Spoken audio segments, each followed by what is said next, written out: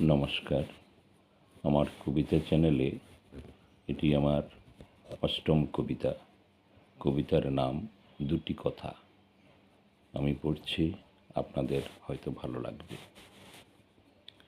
একদিন তোমাকে আমি বসতে বলেছিলাম বিস্তীর্ণ মাঠের একদম শেষে একটি জামরুল গাছের নিচে। তুমি বসেছিলে। জায়গাটা ছিল প্রচণ্ড নির্জন, নিস্তব্ধ। আমি তখনও দাঁড়িয়ে আকাশ বাতাসকে লক্ষ্য করছিলাম।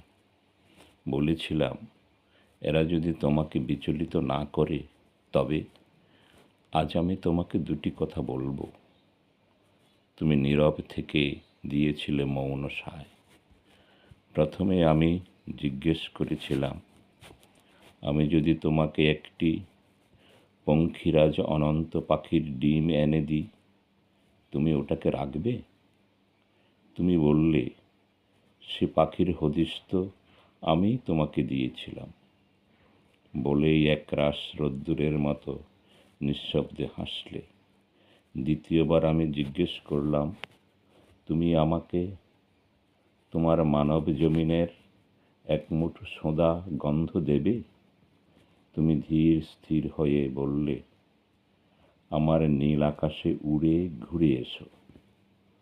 আমি সম্মোহিতের মতো তোমার অসীম প্রলম্বিত ছায়াকে দেখলাম, তাকে পঙ্খিরাজ অনন্ত পাখির মতো উড়ে যেতে, উড়ে উড়ে যেতে ধরিত্রীর সম্পূর্ণ আকাশ জুড়ে, যেন অন্তরের অমীয় চক্রবালে গমন।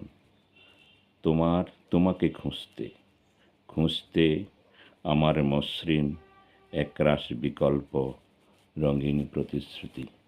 নমস্কার।